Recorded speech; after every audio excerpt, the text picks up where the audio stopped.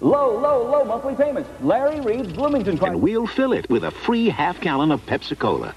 Really?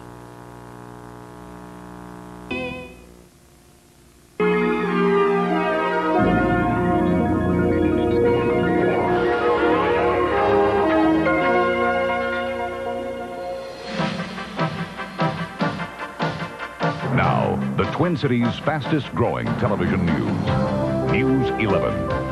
With Paul Majors, Diana Pierce, Tom Reither on sports, and meteorologist Paul Douglas.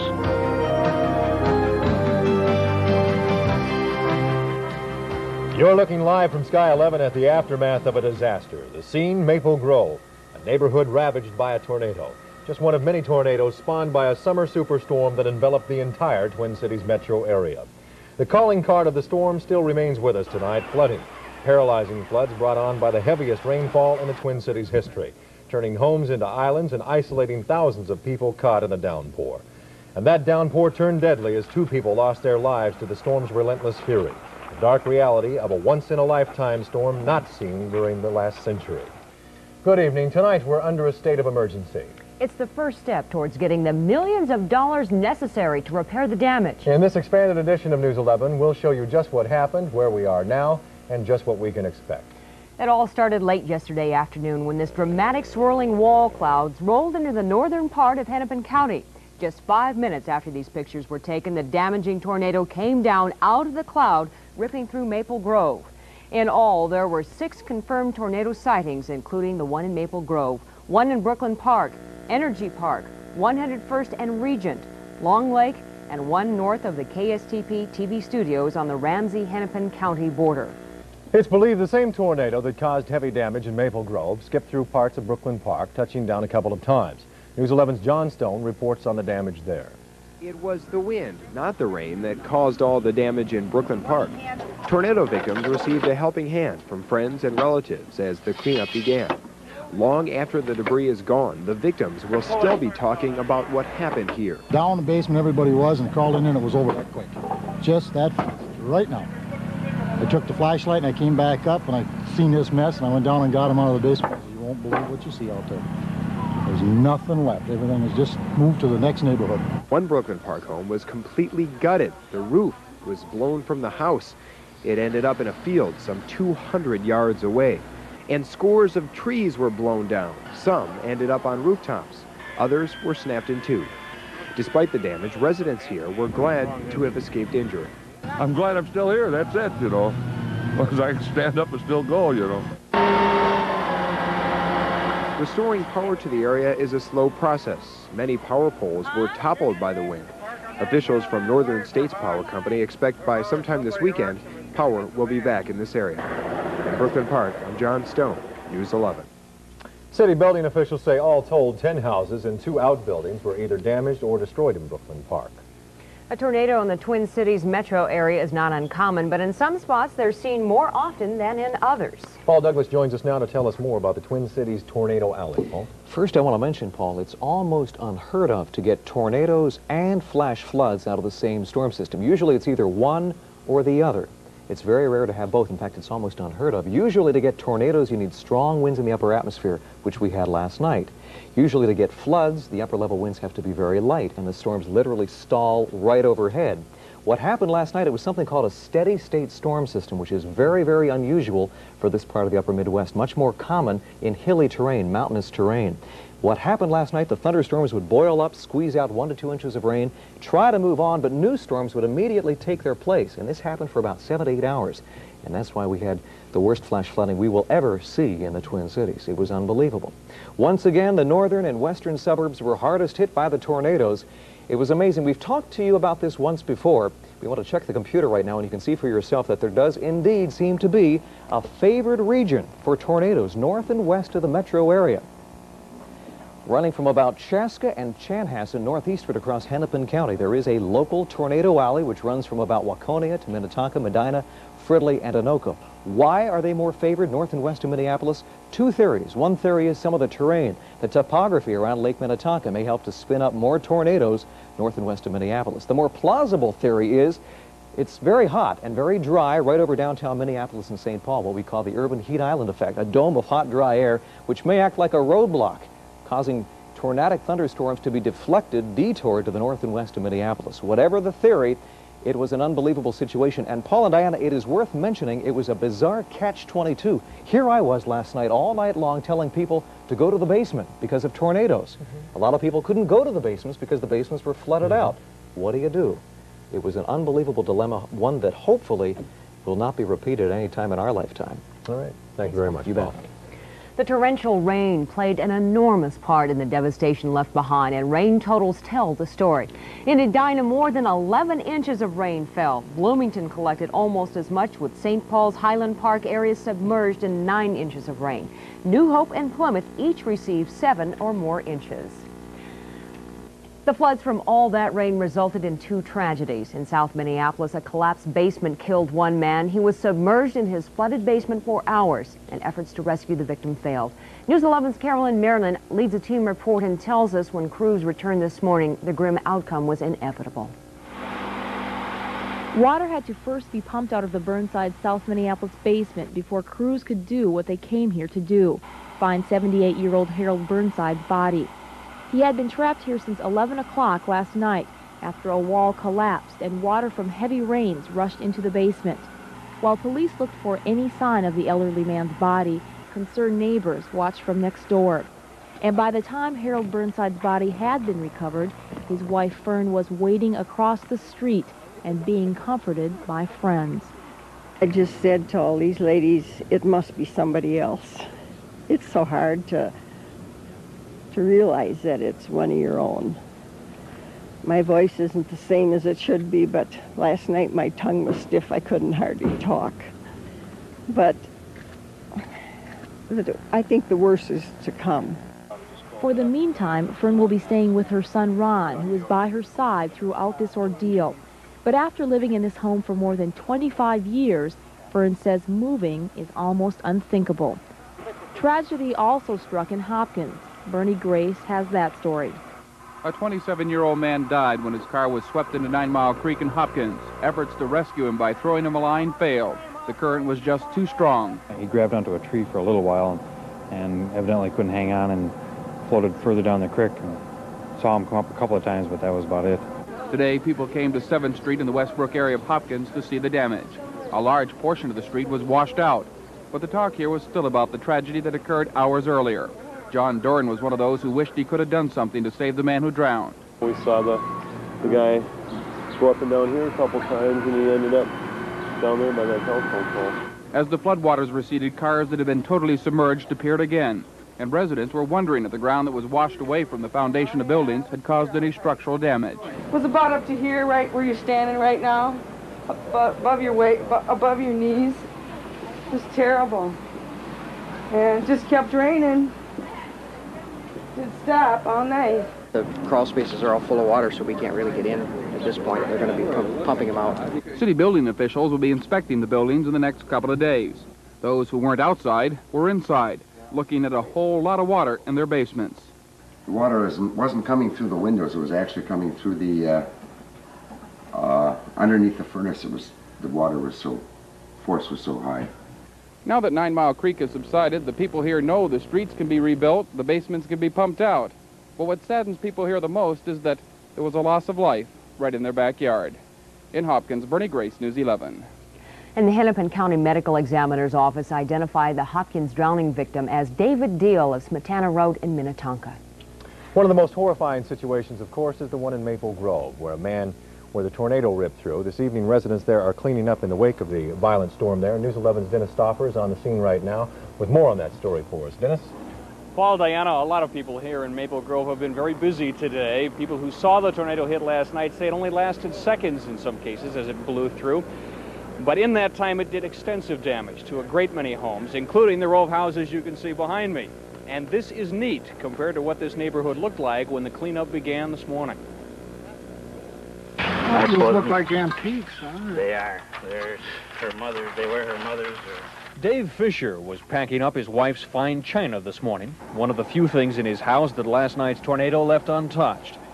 After it come through, it come kind of a low roar, and it just The house went up and come back down a little bit, and I told the wife, I says, I could hear the rain hitting the floor, and I says, we got to go out because we got to get out of here. I says, but there isn't nothing left upstairs. I know it. I can hear the rain hitting, so. The tornado gutted the Fisher's house, but Dave and his wife and kids managed to escape any injury. We have 3 kids, and we're all okay, so material things don't mean a whole lot when,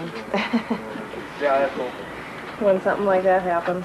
Just a couple of blocks from here, Mike Dreyer watched from his basement window as most of his neighbor's house blew away. So the roof started to shake and vibrate, and it was separated from the main structure of the house. And it twisted about 180 degrees, and it just exploded. And the walls, of course, came out after that. There are about 7 houses like this one and the Fishers that are total losses, and 100 more that were damaged here in Maple Grove. By midday, crews were putting the roofs back on many of them, under skies that are again getting cloudy. Maple Grove is that despite all the damage that has occurred and all the violence that happened here last night, no one here was injured or certainly not killed. Paul, Diana? Dennis, any damage estimates yet? Well, it depends on who you talk to. Really, no one has a firm handle on it just yet, but the conservative estimates I've heard are about $2 million, ranging up to about $4 or $5 million on the high side, and that's, of course, just for Maple Grove. But again, no loss of life. Very fortunate there. Thanks, Dennis. A 26-year-old man is fighting for his life tonight after he slid into some mud on his motorcycle. Rescue crews worked to stabilize the young man, whose name hasn't been released. The victim was riding on Highway 12 near Ridgedale when he slid into some mud left by the floodwaters. His motorcycle slammed into the concrete divider.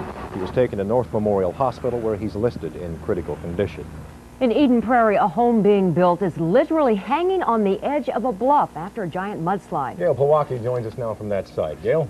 Paul, Diana, as you can see, the house is still on the edge. It's still standing, but it could slide at any minute. The storm hit Eden Prairie real hard last night, and it may have caused $1 million mess for the Metropolitan Waste Control Commission and cost one man his dream house. Yesterday, this partially constructed house stood on solid ground. In fact, a stand of 20 to 30 trees obscured this view of the house. But early this morning, all that changed. It was like a slow-motion silent movie. And you could just hear every once in a while some twigs or branches cracking. But everything would just kind of just slide right down on the bank. It was just bizarre. About 90 feet below the surface where the structure stood, a 90-inch sewer pipe broke open. As 57,000 gallons an hour of raw sewage began to pour into the Minnesota River Valley, the earth simply gave way. It left the house teetering precariously on the edge.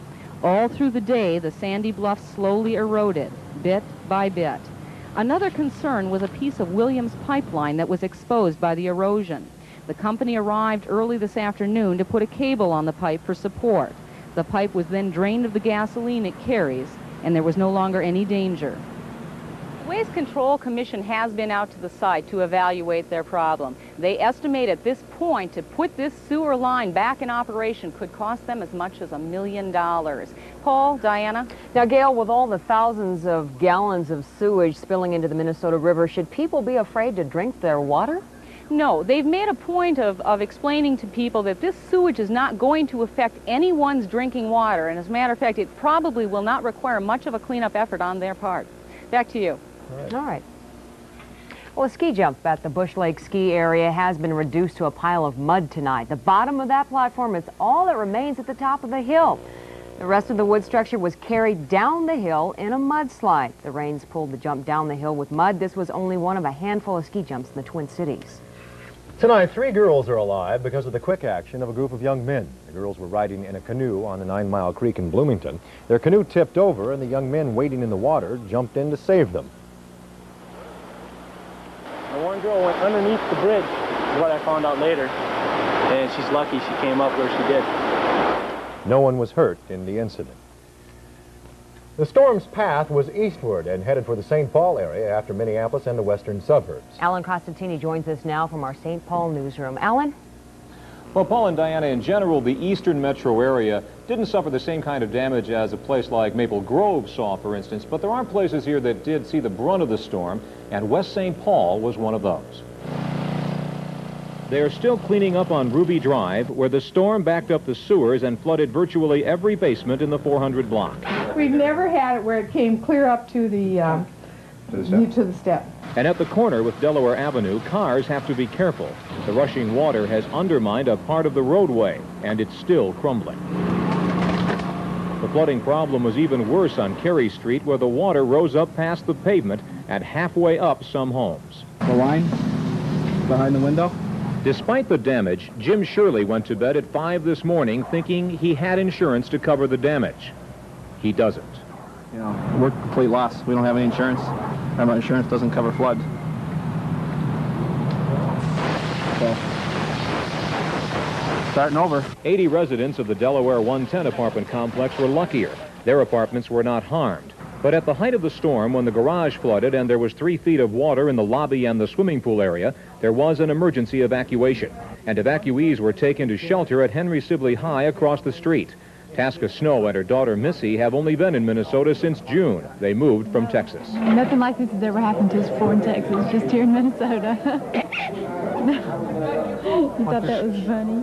Officer Chuck Anderson of the West St. Paul Police used a rope to get people through a river in the parking lot. The current was so bad coming down this way, it was just like a river, and you had to hang on the rope because if you let go, you'd go right with the current.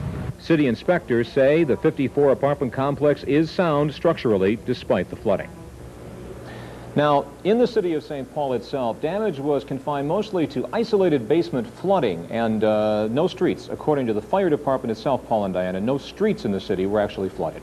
Alan, is there a dollar damage estimate yet for St. Paul? Well, Paul, the Division of Emergency Services in St. Paul says the damage probably is almost $5 million, and that's mostly to private homes and businesses, and those are places that probably did not have flood insurance, so it's going to be costly here. All right, Alan. Thank you very much. Because of all the damage done by the superstorm, a state of emergency has been declared by Governor Rudy Perpich tonight. Damage estimates of ruined homes, property, and crops are skyrocketing into the millions of dollars. The state's disaster fund is not set up for those kind of losses. The state's Commissioner of Public Safety explains the governor's action. The purpose of the emergency declaration is to enable the state to work with local units of government to assess the damage, to find out the amount of the loss, and to determine whether or not the loss is of sufficient magnitude to warrant a recommendation to the President for a disaster declaration. Federal inspectors will decide on Monday whether federal funding is necessary. In the meantime, state departments are meeting to dig into Minnesota funds. At insurance companies today, the phones are ringing off the hook. If you're in a situation where you need coverage, there are a number of things you should be thinking about. Consumer reporter Mike Igo joins us now with some tips. Michael. Paul and Diana, the storm caused many different kinds of damage, of course, and that means there are just as many different things you should be doing, depending on your circumstances. It looks like something out of an Irwin Allen disaster movie. Tommy Kramer's comment says it all, as he surveys the flood damage to his Minneapolis apartment. Tommy thought he'd find comfort and replacement cash from his renter's insurance. Not so.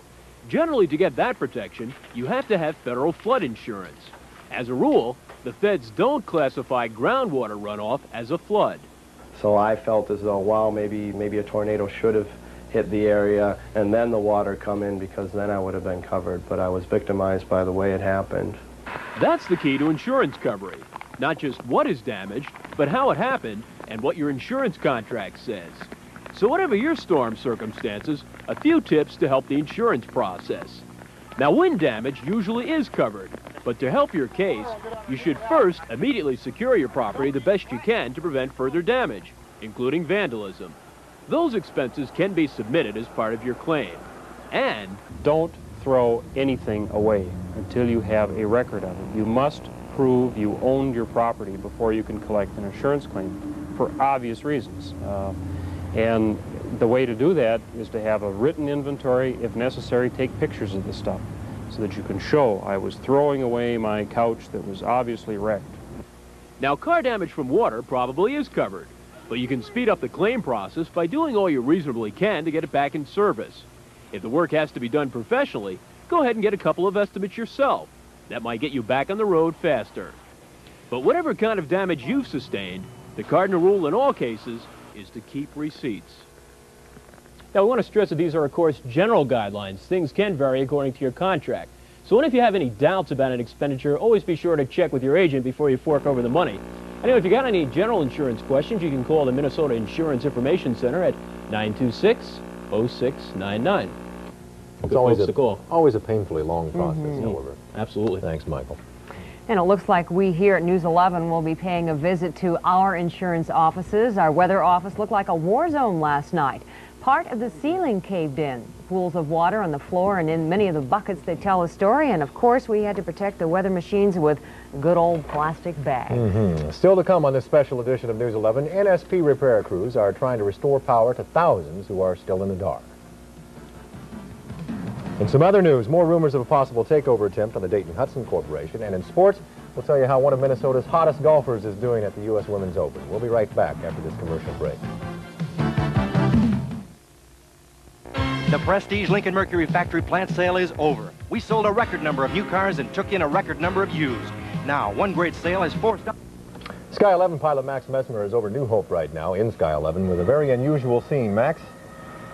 Yeah, Paul and Diane, I'm circling over Northwood Park here on Boone Avenue North.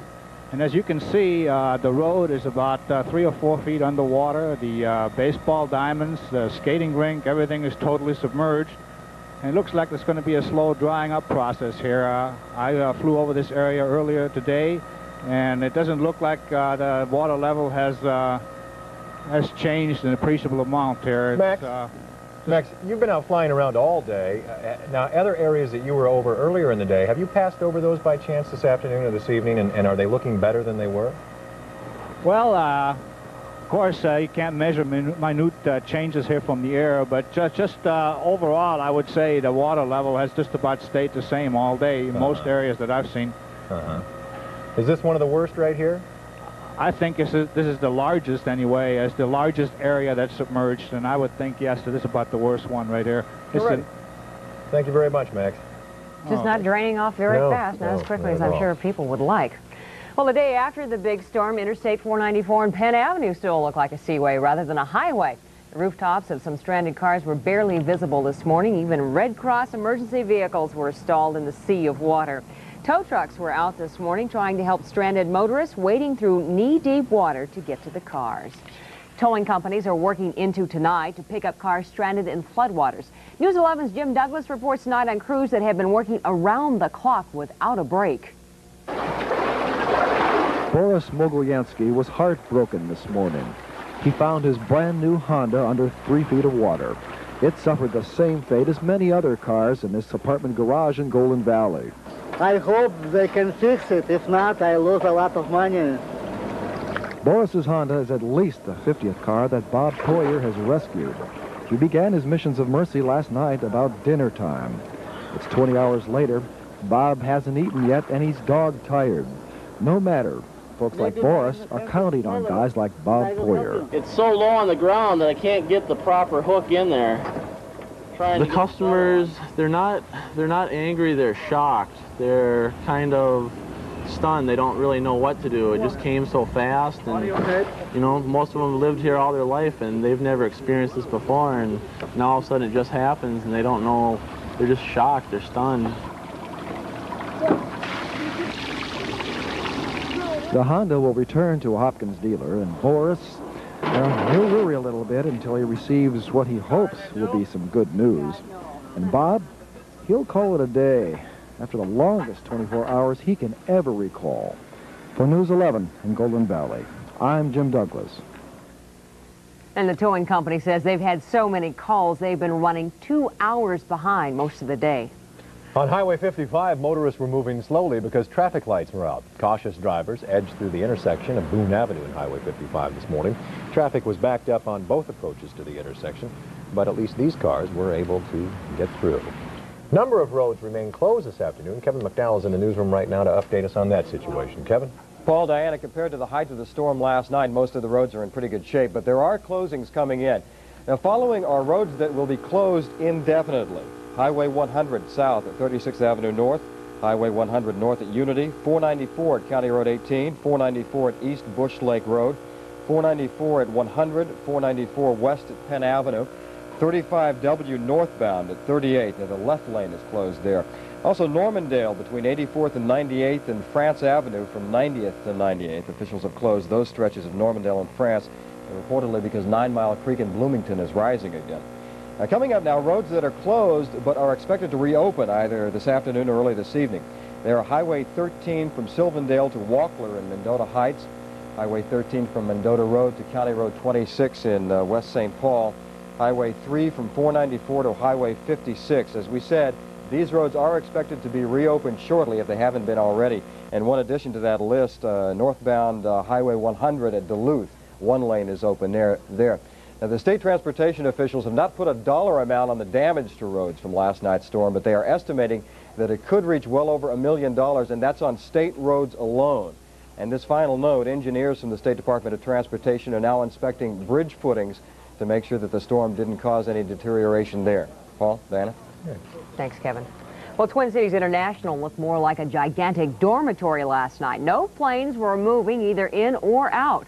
Most travelers seemed to grab some sleep while making the best out of a bad situation. Some took to the floor using their bags as makeshift pillows. Others grabbed as many chairs as possible to spread out. There are still thousands of customers without power this afternoon. NSP says more than 10,000 homes and businesses remain in the dark. 9,000 customers in surrounding suburbs don't have any electricity. And in St. Paul, just over 1,000 customers are without power. NSP crews are working around the clock to repair lines. Repair work is underway tonight on downed power lines all over the Twin Cities. News 11's Janet Mason reports tonight on NSP's marathon race to restore the power. Before these NSP workers could repair this feeder line damaged in last night's wind and rain, they had to trim back the tree that caused the problem. Yeah, the tree come over the wire and shorted it out and burnt this in two like this. With 8,000 volts across each wire, it's a tricky job that requires careful maneuvering. But there was one problem the crew wasn't expecting. We can't get near the truck. We run over a bee's nest. You can see in there, they're just swarming all over. Stung me right behind. NSP crews have been working around the clock to get power reconnected all over the metro area. For the most part, NSP's customers have been patient. We never run into too many problems with mad customers. They're always so happy to see us, you know, especially on these storm jobs. I'll give you a line down here. For homes that have been without electricity, the moment when the power comes back on can't come too soon. After an hour or so of work here in Golden Valley, nearly 400 homes are switched back on, and the NSP crew can then move to the next location. The scene will be repeated time and time again through the weekend. Janet Mason, News 11. NSP has set up a priority list of areas that will be repaired first based on the number of people affected in the area. Still to come on this special summer superstorm report, some safety tips you should know about if your basement is one of the hundreds that flooded. And a business that's pumping a lot of customers thanks to the storm.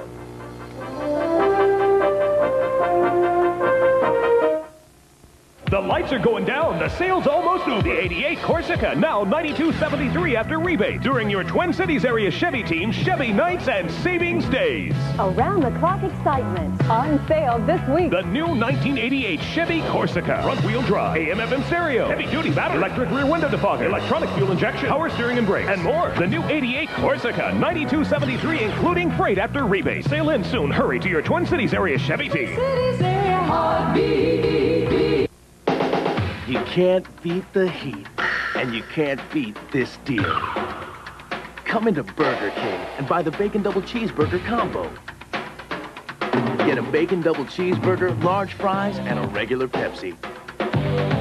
And you'll get a coupon for $2 off an album, tape, or compact disc at Musicland stores. It's a hot deal at Burger King. Save $2 at Musicland. Only at Burger King, the best food for fast times. I was cooking on Kingsford showing Major League form, but the minor league charcoal was stuck on warm. Finally, old Lefty threw down his hat and said, when you're hot, you're hot. When you're not, you're not. I take a Kingsford view about barbecue. When you're hot, you're hot. Kingsford charcoal is made with premium wood char. Kingsford burns hot when some others might not. Said, pay attention, son, let me show you how it's done. When you're hot, you're hot. He said, thanks a lot. When you're hot, you're hot. If finding a parking space this Friday and Saturday is incredibly easy, And getting good seats at the ballpark is a breeze. It could be you're the only ones who aren't at Highland's two-day sale, and you'll be missing fantastic savings on many items, like this RCA VHS video recorder with wireless remote, just $198. So if there's lots of elbow room at the movies this Friday and Saturday, it's because everyone's saving at Highland's two-day sale. And good luck. Minnehaha Falls was a big hit today, a sight not seen for a long time. Bone dry a couple of weeks ago. Today, the creek was gushing with water, literally overflowing. Folks couldn't resist bringing out their cameras to take a few pictures. Some even brought video cameras, wanting to capture the breathtaking sight. The torrential rains breathed new life into the falls, a sweet sound. The waterfall looks healthy enough to last a long while. The sight for residents around Lake Pulaski is not so beautiful tonight. The water level has risen drastically. As you can see from these pictures, the water comes up to the halfway point of these homes, the roofs appearing to be nothing more than little islands in a giant bay of water. The residents just got a new water pump to help maintain a safe water level, but obviously it's not enough to deal with the heavy rain. A lot of people around the Twin Cities tonight have indoor falls in their basements. There's been a run on sump pumps by the hundreds of people who are trying to get the water out of their basements. News 11's Dennis Feltgen reports. Cash registers were unusually busy at Twin Cities builder stores as soon as doors opened. This Knox lumber was typical, as customers lined up to get what they could to dry out. Sump pumps were the first to sell out, and it wasn't until mid-afternoon when a new shipment arrived to restock shelves. After the sump pumps came the vacuums. When the store first opened its doors this morning, this aisle was literally filled with hundreds of vacuum cleaners to get the water out of soggy basements. But by early this afternoon, there was just a handful left. A steady flow of people had much the same story to tell. Well, we're not flooded out, but we have a lot of water. So I think this will work well for us. Store owners and customers alike don't really want any more rain. We're running out of things to get rid of the water. Dennis Feltgen, News 11. If you need a pump to get the water out of your basement, area stores say it's a good idea to call ahead first. They've already started to take names on a waiting list. There are some safety tips you should follow tonight if water from the storm has reached your basement. First, don't use any electrical equipment near the high water. If your basement is flooded, don't pump the water out all at once. Do it in stages to prevent saturated soil from causing a wall collapse. If your furnace is flooded, have a serviceman check it. Shovel out any mud or silt before it dries, and clean everything that may have been touched by floodwaters to avoid contamination. Well, Paul Douglas joins us right now. I guess the big question is, are there any more storms in sight? There are some more showers on the way. Obviously, any additional rain is going to almost immediately run off into creeks and storm sewers and cause additional problems. So, yes, more potential problems on the way for the weekend. Obviously, the odds of something reoccurring like last night are infinitesimal. This was probably a 1 in 200 year flooding event for the Twin Cities. But I mean, earlier this week we have a lot of rain. We get this stuff last night. Last Sunday, Saturday, Friday, we're going, boy, do we need some rain. Yeah, a drought. A dramatic change in jet stream or something? I guess he heard our prayers, huh? Is that what it is? I mean, unbelievable. The boundary separating cool from hot is setting up right over us, and that is focusing where these big thunderstorms are igniting. Frankly, this was a disaster just waiting to happen, Paul and Diana. A number of factors combined to make this flood especially severe. I think part of the blame goes to urban sprawl. The carpet of concrete and asphalt, all the parking lots. As the Twin Cities expands, there's frankly less farmland available to soak up this rainwater. It almost immediately runs off into storm sewers, creeks and streams and streets, and that's why we had all the problems last night. Take a look at this. This is unbelievable. Check out this sequence. This is Doppler as of about 7 o'clock last night. We took a picture once every 10 minutes. A rather spectacular sequence, and you can see exactly there is the storm that hit Maple Grove. It went on to produce funnel clouds over Fridley and Brooklyn Park before weakening in the vicinity of White Bear Lake and North Oaks.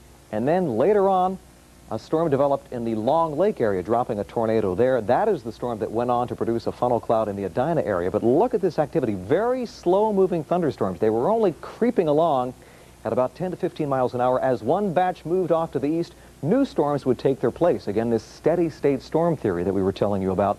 Very unusual to have this occur right over the cities. But look at that. Within the red-shaded area, rain was falling at the rate of about 2 inches to 2.5 inches an hour. You have to keep this in mind. We picked up about 3 months worth of rain in 7 hours here in the Twin Cities. And this is as close as you will ever come to experiencing a hurricane firsthand. Literally 60 to 80 mile an hour winds, wind-driven gusts of rain.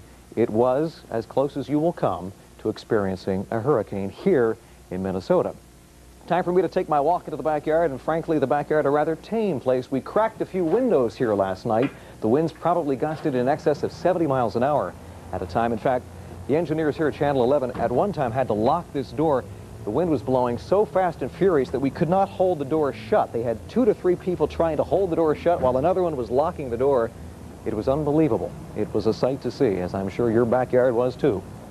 Earlier today in the backyard, it felt pretty good out there. It tried to dry out as we take a live peek. Max Mesmer up over Maple Grove right now. Well, what a difference a day makes. Looks a lot nicer out there today. 85 was the high, a low of 68. Look at that. Over the past 24 hours, 10 inches of rain. Sunrise 5:50 tomorrow morning. Partly sunny now, 83 degrees with a west wind at 10 miles an hour. The dew point 67. That's still high. It's a little lower than it was yesterday. The humidity 71% and the pressure 3008, and it's on the rise. One of the reasons why that dew point and the humidity is still high, again, keep in mind the ground is waterlogged, it's soaked, it's saturated. The sun came out today. It's trying to evaporate that moisture out of the ground, and that's why the humidities are still high. Doppler picking up what we don't want to see, frankly, at this point. More showers beginning to redevelop right now from Redwood Falls southward to Windham. Just light stuff. Monster thunderstorms right now roaming South Dakota, parts of Nebraska and western Iowa. And some of these thunderstorms will arrive late tonight, possibly into the cities by daybreak tomorrow. Here's the view from coast to coast, and you can see what's happening. A weak little bubble of high pressure provided us with some drying, some clearing today. Winds shifted around to the north, slightly more reasonable, tolerable air tried to bubble southward out of Canada, thus the sunshine. The frontal system that caused all the headaches and heartaches last night has been shoved just to our south. Right now it's running across northern Iowa.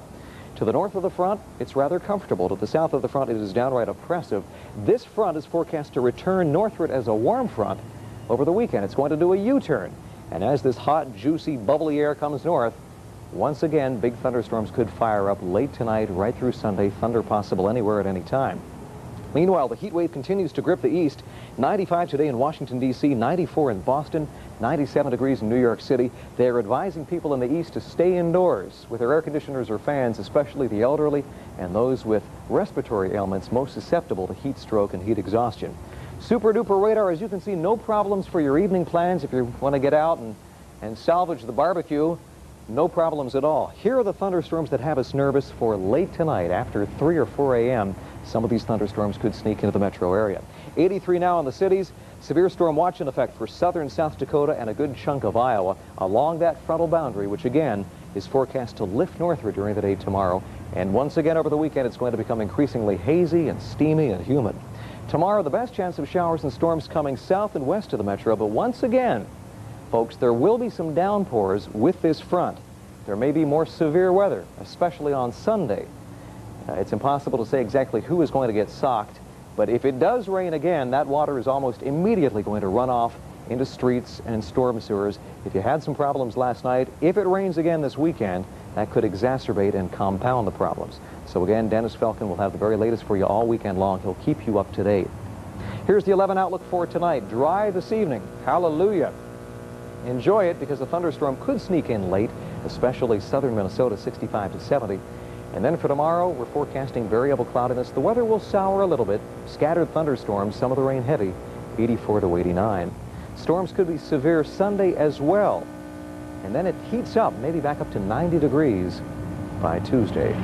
It was an unbelievable situation, a 1 in 200 year flash flood. I got a lot of calls last night from meteorologists all over the country, Paul and Diana, who called up to say, what in the heck is going on up there? We've been watching the satellites. We've never seen anything like this.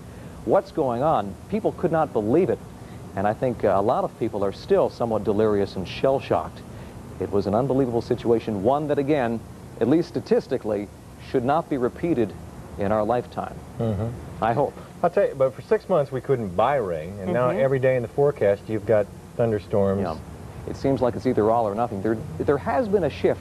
Finally, Paul, we are getting moisture from the Gulf of Mexico. That was not the case from February right through June. Our flow is out of the west to northwest, a dry flow. The air dried out as it crossed the Rockies. Now those winds have shifted around to the south, and it's along the boundary between that moist Gulf air and cool Canadian air to the north. that all these big thunderstorms are erupting, and that boundary is stuck, stalled, marooned right over us, and that's why we have the flooding situations. That old adage that Tom Ryder told me a couple of months ago, only in Minnesota can you be, what, hip deep in mud with dust blowing in your face. Yeah, that's true. Seems to be true. All righty, sir. Thank you. See you later. Well, still ahead on News 11 at 5, rumors of another Dayton-Hudson takeover. Also coming up, St. Paul Marine...